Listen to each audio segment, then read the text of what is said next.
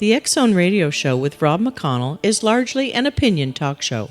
All opinions, comments, or statements of fact expressed by Rob McConnell's guests are strictly their own and are not to be construed as those of the X-Zone Radio Show or endorsed in any manner by Rob McConnell, Relmar McConnell Media Company, the X-Zone Broadcast Network, its affiliated networks, stations, employees, or advertisers.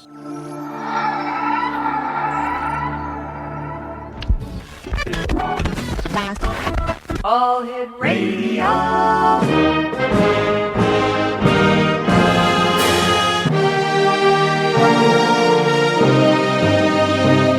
Welcome to the X-Zone, a place where fact is fiction and fiction is reality. Now, here's your host, Rob McConnell. And welcome to the X-Zone, everyone. My name is Rob McConnell, and for the next 4 hours, I'm your host and your guide as together we cross the time-space continuum to this place that I call the X-Zone. It's a place where people dare to believe and dare to be heard. It's a place where fact is fiction and fiction is reality. And the X-Zone comes to you Monday through Friday from 10 p.m. Eastern until 2 a.m. Eastern.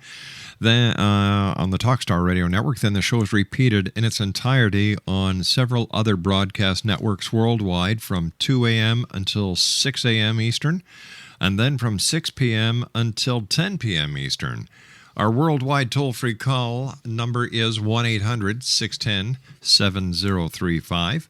My email address is xzone@xzoneradiotv.com.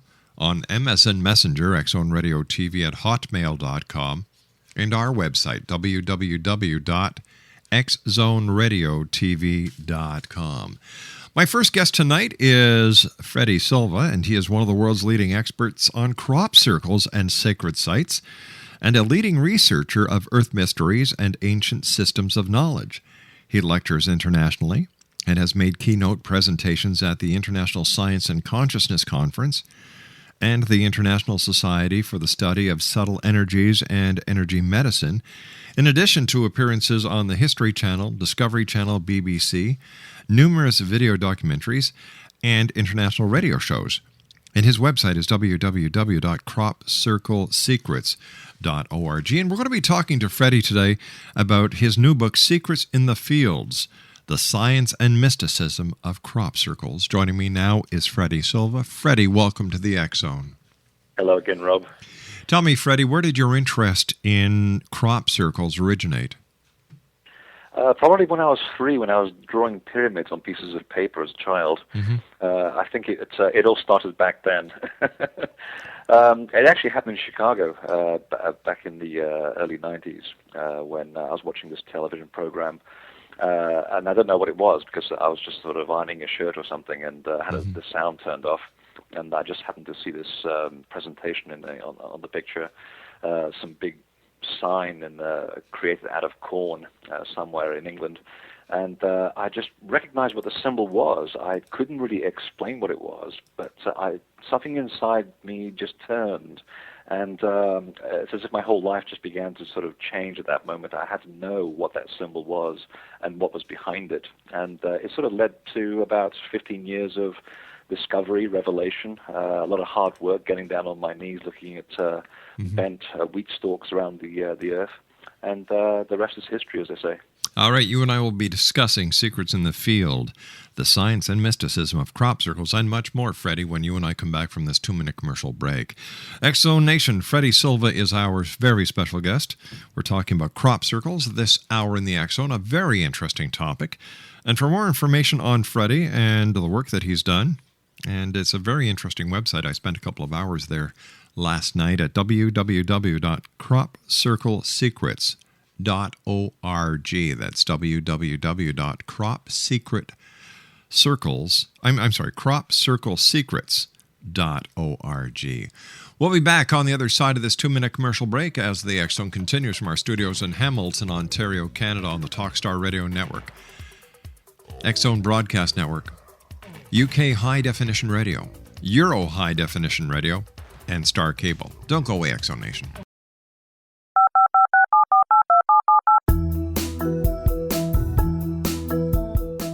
Did you know that when you're on the road with limited data or Wi-Fi, you can still listen to the X-Zone Radio Show with Rob McConnell, The Science of Magic with Gwilda Wiyaka, X-1, Dimension X, Space Patrol, and every minute of the X-Zone broadcast network by calling 213-401-0080, courtesy of Audio Now. No smartphone, app, or internet needed. It saves your data plan and it's free if you have unlimited minutes.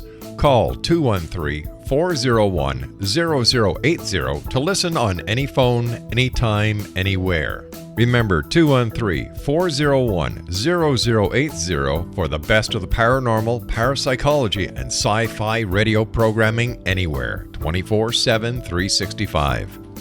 Hi everyone, Rob McConnell here, and I wanted to spend a moment on internet streaming. Everybody has heard about internet streaming, but not many know much about it. Did you know the internet streams just about everything? Movies. From new releases to old classics. TV shows. Almost every show, every episode, and much more. But the question has always been, how do you do it? Well now, thanks to the folks at 123 Ready TV, I have the answer for you. They have developed a simple program app, 123 Ready TV, that you install on your Windows PC, Android smartphone, or Android tablet that can have you streaming like a pro in less than 5 minutes. You truly won't believe how much is available or how easy it is to do until you try. And for a one-time cost of only $19.99, this product is a real winner. To learn more about 123 Ready TV, visit our website at www.xzbn.net. Exonation, for years, people have been both fascinated and mystified by complex designs that suddenly appear at night on fields of grain. Nobody knows how they get there or why. They leave the grain stalks and flattened, swirled, virtually undamaged. They exhibit mathematical precision. They demonstrate principles of geometry and portray ancient religious symbols. Since the 1980s, some 10,000 crop circles have appeared, seemingly by magic. Each year the count grows and the designs get more and more intricate, even fantastic. Freddy, Silva, our guest tonight, has written Secrets in the Fields. It provides the most thoroughly researched, most comprehensive account of crop circles ever published.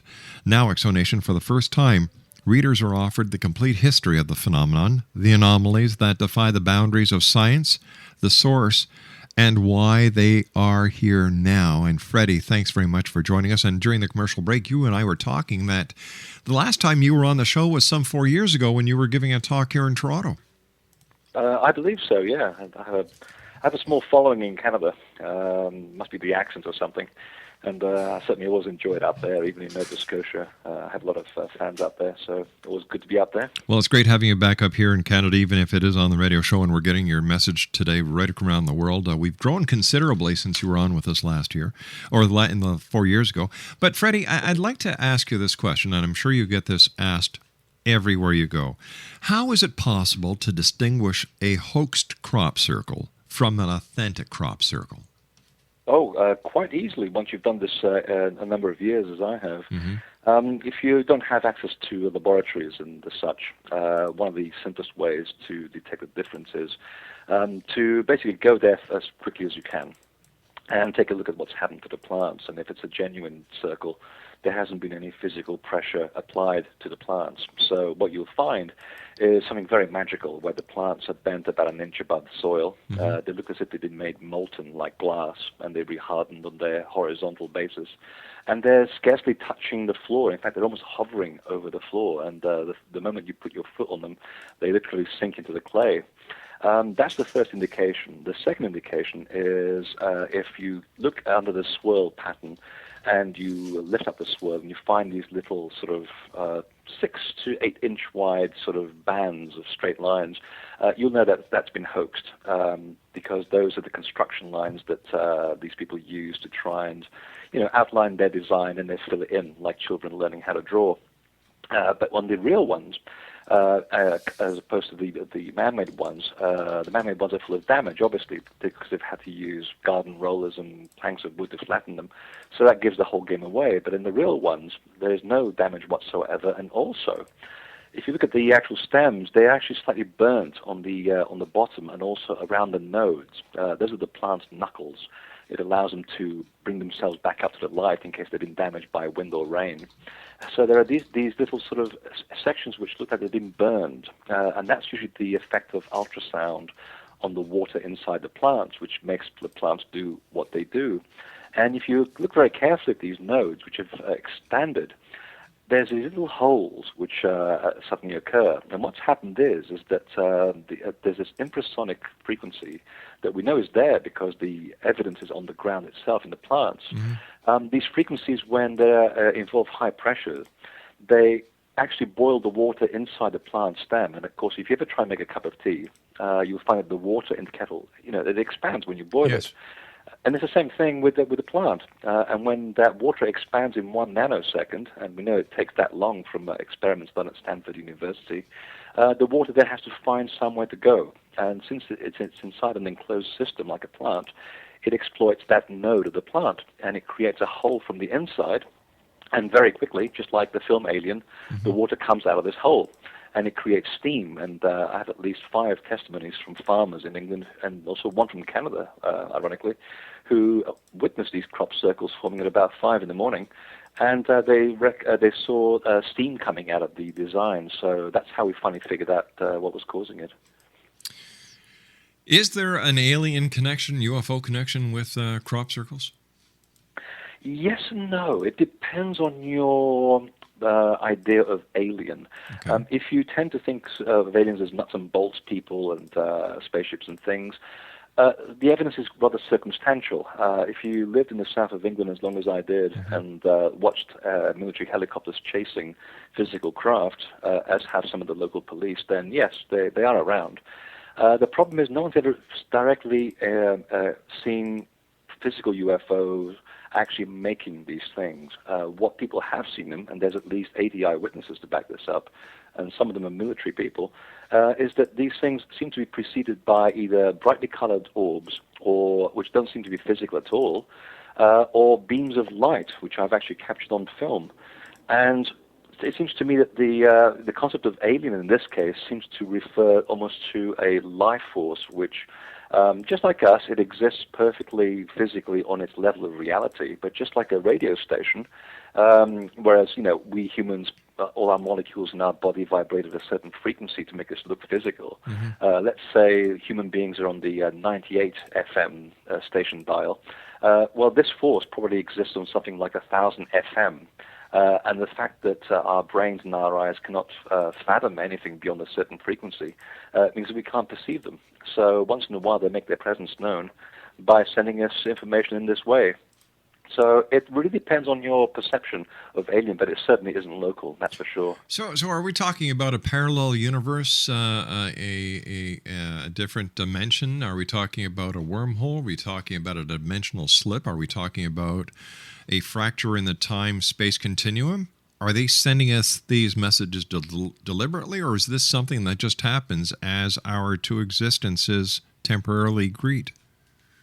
Oh, it's a very deliberate piece of communication, and it's almost as if they're on a different level of reality to ours. They just happen to be on a different plateau, if you like. And it's a group consciousness, and from the amount of evidence that I've been able to gather, and there's a lot of it, it seems that these people seem to come in and out of our history, and sometimes they'll appear in Egyptian lore. Right. They'll exist in legends throughout Britain and Europe. Sometimes we call them fairies, sometimes we call them will-o'-the-wisp. Mm-hmm. Christians would call them archangels. The ancient Celts used to call them the watchers or the shining ones. Mm-hmm. And the Egyptians used to call them the Neter, the creator gods. And they seem to pop out in and out of history at specific moments when we seem to need a little nudge down here to get us back on track. And it's funny that the crop circle phenomenon, which is not really a modern phenomenon, it has been going on for at least 400 years. It's just that in the latter part of the 20th century, it really has come to the forefront to get our attention. And this is the way that the invisible universe, a technique that it uses to get our attention.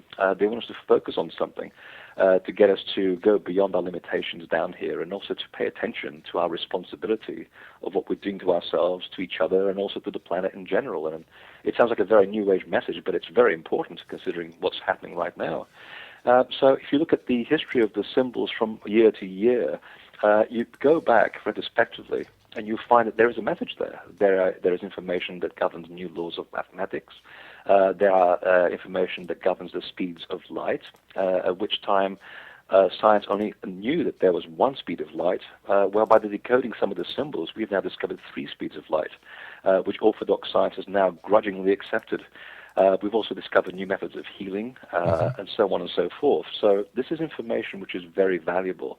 They're feeding us little nuggets of knowledge, so we can then go and apply and basically take responsibility for ourselves, because no one's going to come down here and fix things for us. That would be ridiculously too easy, and would defeat the purpose of us being here in the first place. So there is a deliberate transmission taking effect, and now we're just sitting on this information. I mean, I was able to decode a small part of it, but it's going to take a lot more people to basically work on it.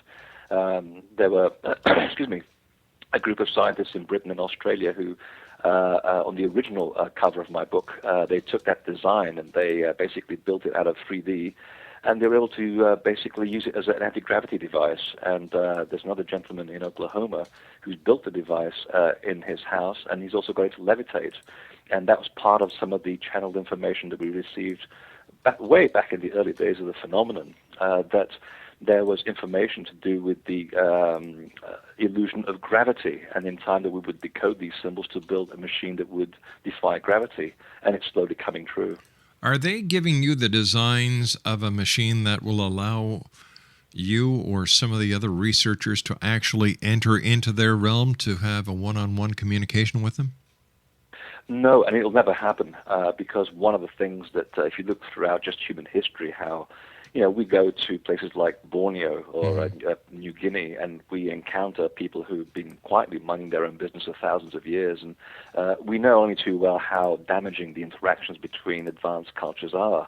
And I don't think it's ever going to happen. I think that these beings are people who understand the laws of the universe, and what they're trying to do is show some concern as to where we're going, and they're giving us the tools so we can do it for ourselves. Because just if you look at just the way that the governments tend to handle matters to do with UFOs, and even the church's attitude on UFOs seems to suggest that we shoot them down first and we examine them later, and that is not going to help matters to then have direct communication with an extraterrestrial source. Having said that, from my research into crop circles and also the sacred sites, which they always appear next to, including in the Canadian prairies, the crop circles would always appear beside ancient sacred sites. It seems that they are using the Earth's magnetic field, the actual telluric lines of force across the Earth, to position their designs. Just like in the old days, every single temple in the world, without exception, is built on the same lines of magnetic energy. And if you and I go and stand on these things, and we do things properly, and we learn the techniques, this is why we went to these places for thousands of years, because it does allow us a certain escape from this reality into another level of existence, from which we then extract information and bring it back to the tribe. Freddy, you and I have to take a commercial break. With the news, please stand by. Exo Nation. Freddy Silva is our very special guest. We're talking about crop circles, and Freddy's got a brand new book out. It's entitled Secrets in the Fields, The Science and Mysticism of Crop Circles. His website is www.cropcirclesecrets.org. More of this fascinating topic when we come back after the news here in the X Zone from our studios in Hamilton, Ontario, Canada. Don't go away. This is the X Zone Broadcast Network, broadcasting worldwide on broadcast affiliates and satellite program providers, including CNN Broadcast Network, Sirius Satellite Network, Star Media, Good News Radio Network, Angel Broadcast Network, Wiki Broadcast Network, and WPBN TV. For more information on the X Zone Broadcast Network, visit us at www.xzbn.net.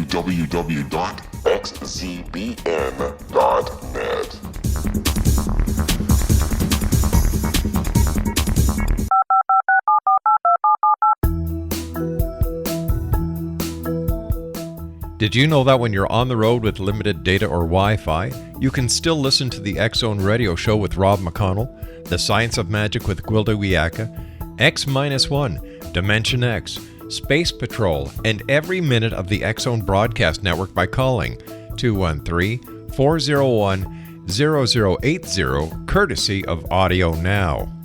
No smartphone, app, or internet needed. It saves your data plan and it's free if you have unlimited minutes.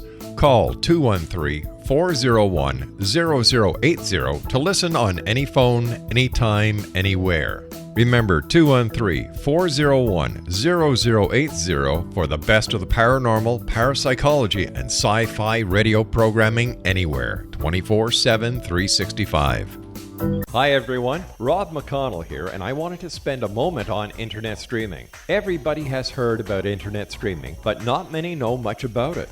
Did you know the internet streams just about everything? Movies. From new releases to old classics. TV shows. Almost every show, every episode, and much more. But the question has always been, how do you do it? Well now, thanks to the folks at 123 Ready TV, I have the answer for you. They have developed a simple program app, 123 Ready TV, that you install on your Windows PC, Android smartphone, or Android tablet that can have you streaming like a pro in less than 5 minutes. You truly won't believe how much is available or how easy it is to do until you try. And for a one-time cost of only $19.99, this product is a real winner. To learn more about 123 Ready TV, visit our website at www.xzbn.net. Freddy Silva is our very special guest this hour, Exonation. He's the author of Secrets in the Fields, The Science and Mysticism of Crop Circles.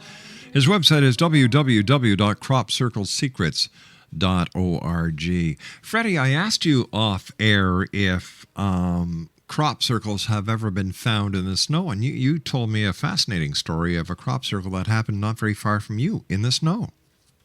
Yes, about 1997, I just had dinner with a friend of mine in Portland, Maine, where I live now, and got a message when I got back home and telling me that to come back to the house because something bizarre had happened just about 200 yards from the house. And I went back there, and there was a huge oval shape on the ground in the snow, as if some huge circular cookie cutter just pressed the snow, but in a spiral pattern, and there was no footprints going anywhere near it. It was just the most beautiful thing. Even the ice crystals were aligned at a specific angle, which I recognized very well from my work with the cereal crop circles. In fact, there's another story as well in Afghanistan. Apparently there was a group of British physicists who were out there doing some exploratory geophysics, and they came across a crop circle also in the snow, and this one apparently was also had geometry in it, and that converted them from skeptics quite quickly. Tell me, what is the average size of a crop circle, and what is the largest crop circle you've ever seen? They vary. I mean, they can be as small as 4 feet in diameter, and they tend to be some of the most powerful as well. People don't tend to pay much attention to them because they're just little circles. We call them grape shot, just like the old days when you had these big sort of guns and used to put this sort of buckshot into the into the muzzle. Yeah. And but they tend to pack some of the most important energy I've ever seen. I mean, I've seen Geiger counters go completely off the scale in these things. They'll even drain your batteries dead in seconds. So they're quite potent little things. But the biggest genuine one I've seen was about 3/4 of a mile wide. And it was stretched out over about a field and a half of wheat in England.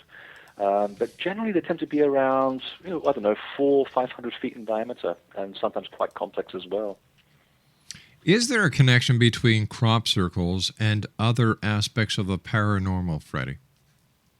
Oh, huge. And if you spend any time in crop circles or ancient temples for that matter, you'll find that the veil between worlds becomes very thin if you go there with the right intent, with open of heart, and also ask the right questions. And the more you do it, just like driving a car, the better you get at perceiving what stands between you and the next level of reality. And I can tell you from experience that the veil is very, very thin between worlds. And I have had a number of experiences whereby I have been able to make contact with the other side of this phenomenon. And it's a fascinating place. I mean, it's almost like having a near-death experience, I guess, but without the traumatic side effects. Yeah. I was sitting in one crop circle one evening, and I just lied there, just asking questions about what's the connection with sound, how these things affect gravity, or what's to do with magnetism. I was just asking questions. I was very curious and open-minded, I remember being levitated off the ground. In fact, the first thing that happened was that I was feeling very anxious, and it's as if someone came up behind me and whacked me with a baseball bat on the back of my neck. It didn't hurt. It's as if I'd just been administered some anesthetic, and I felt my body go very limp. And next thing I know, I was watching my hands move past me and my arms move past me, and I couldn't feel the ground under me. And I remember being, even to this day, I can see it very clearly. There was these beautiful, very, very tall people on either side, 3 on either side, dressed in very long sort of white silk robes, 2 at the front at my feet, and they were making the most incredible shapes with their hands. It's almost like geometry with their hands, like those dances you have in Bali. And I think it took about 45 minutes. I mean, it seemed to go like a blink of an eye, but I had a tape recorder with me. And in the old days where you had C90 tape, and in 45 minutes your tape stops and your machine goes click. And I heard the click, and I hit the ground with such a thud that I had an actual bump on the back of my head for 3 days later. Oh, my heavens. So I know I didn't make it up, but after that, I didn't realize what the communication was about until I went back home to New Hampshire and literally just sat down and wrote 5 chapters of a book in a week. And as a writer, I can tell you that doesn't happen. So obviously there was some important communication that was given, and to this day, reading part of that book, I still don't know where half of it came from. I really don't, but it was quite an incredible event that converted me from being an atheist to believing in another life force in about 0.5 seconds. Now, I understand, Freddy, that you may have a theory of how music may account for their creation. Very much so, and I was looking for the creative force as to how, why is it that physics can't explain this? Why are plant biologists stumped by this phenomenon?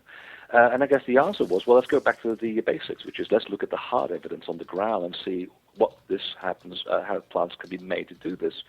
And I began researching work that was done with sound and plants in India in the 1920s, where they had done exactly the same thing. They wanted to evaluate the effects on sound on living organisms, and they found that the effects caused by certain forms of music induced very similar effects to that we were finding in the real crop circles, specifically the bending from the vertical to the horizontal of the plant stems, and it involved Indian music called raga. It's sort of almost a musical version of Sanskrit, which is the vestiges of the words of God, as they call it.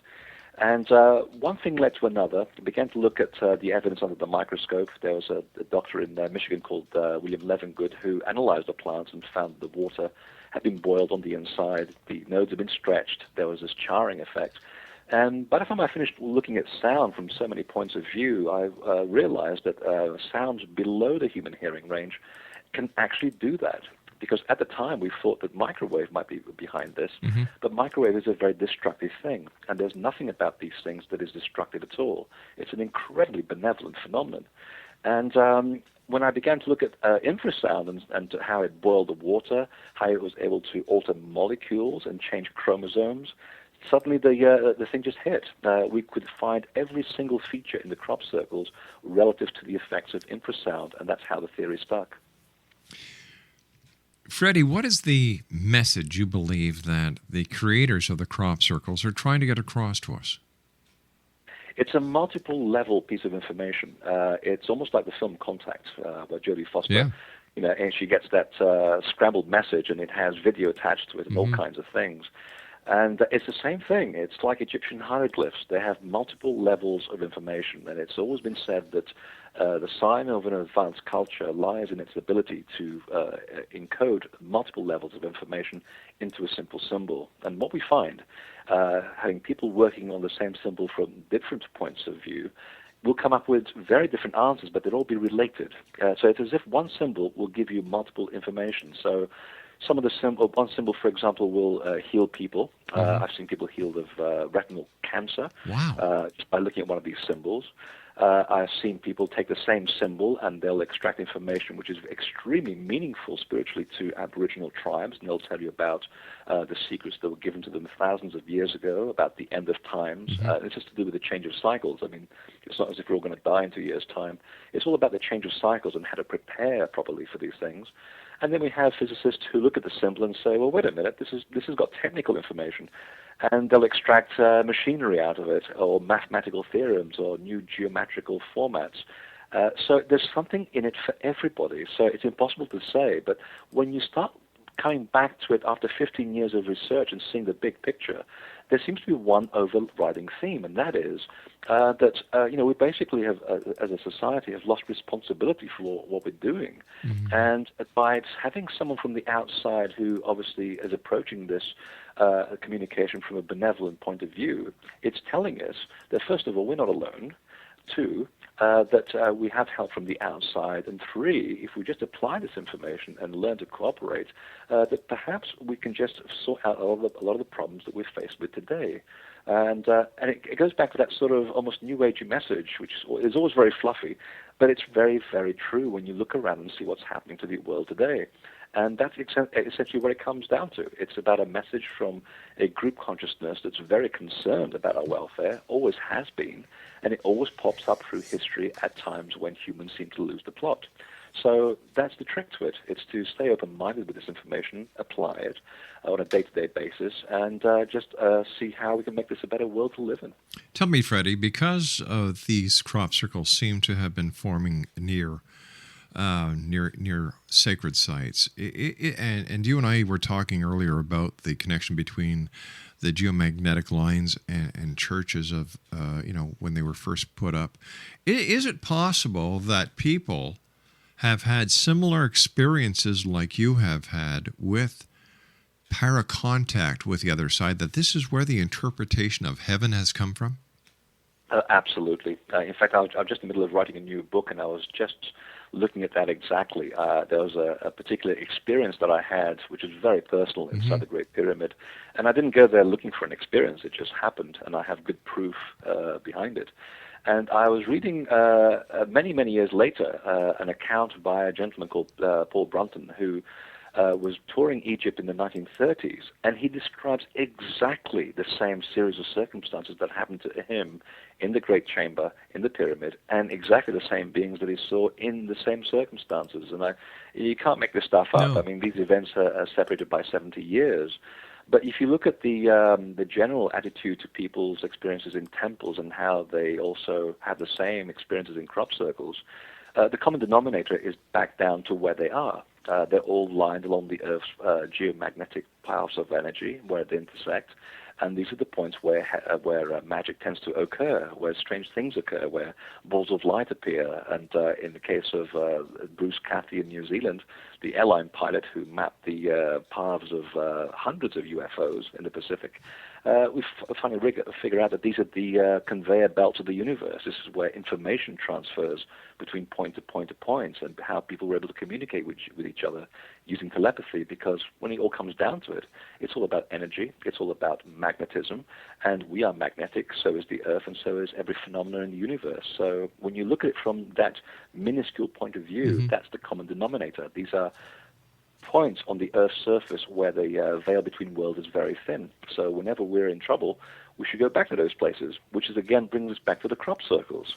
Why are they always appearing beside the ancient sacred sites? Well, it's to try and get us to realize that we have this legacy all around the Earth of sacred places of power that were built as an insurance policy by our predecessors for us to go back to whenever we would lose the plot.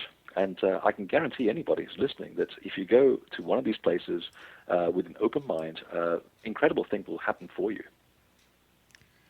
Is it because humanity is so egotistical now that so many people do not understand the delicate balance between reality and spiritualism? I think it's a matter of things. I mean, we've always been egotistical, I think, to a certain degree. There's always been that core of people who have always tried to keep the light burning, and all things being equal, there's always good and bad in the world, and it'll always be that way. I think that we've just lost sight of things in the last 300 years with the Newtonian view of the world. We've thought that science was going to answer everything. You know, we went from a shift from honoring the earth to killing people at the stake and, nailing them up on the cross because they happen to believe in a spirit world. And yet the Catholic Church, of course, is predominantly at the center of all of this, and their beliefs. The millions of people that have been burnt alive and killed in the name of a god, when in fact all these people are doing worshiping the same god, just calling it by a different name. So That's part of the secular version of things. That the religious part of it also has a part to play in this problem. Faith is a completely different thing to religion. The two are not the same. But when you add science to the mix and it's complete devaluing of anything that is not tangible, that is not empirical, and it's not cannot be measured, then we have a huge problem. And I think a lot of enlightened scientists have now begun to realize there is a lot more going on that we can't see or can't touch because we don't have the machinery to measure it. And they understand that what the ancestors were doing. They were in touch with something that is intangible, but yet it's very real. So I'm seeing slowly, as many enlightened people are around the world, that science and the mysticism are coming back together again. You just have to accept that we just don't know everything. So it's about keeping an open mind, I think. That's what it comes down to. Freddy, you and I have to take our final break for this hour. Please stand by. Exo Nation, Freddy Silva is our special guest. He is the author of Secrets in the Fields, The Science and Mysticism of Crop Circles. Now, to find out more about Freddy, as well as you can buy a copy of his book and other books that he's written online at his website, www.cropcirclesecrets.org. That's www.cropcirclesecrets.org. Freddy Silva and I will be back on the other side of this commercial break as the X Zone continues from our studios in Hamilton, Ontario, Canada. If you'd like to send us an email, it's very simple, xzone@xzoneradiotv.com, and visit our website, www.xzoneradiotv.com. If you've missed any of our shows, xzonepodcast.com. We'll be back in a couple of minutes. Don't go away. This is the X Zone Broadcast Network, broadcasting worldwide on broadcast affiliates and satellite program providers, including CNN Broadcast Network, Sirius Satellite Network, Star Media, Good News Radio Network, Angel Broadcast Network, Wiki Broadcast Network, and WPBN TV. For more information on the X Zone Broadcast Network, visit us at www.xzbn.net.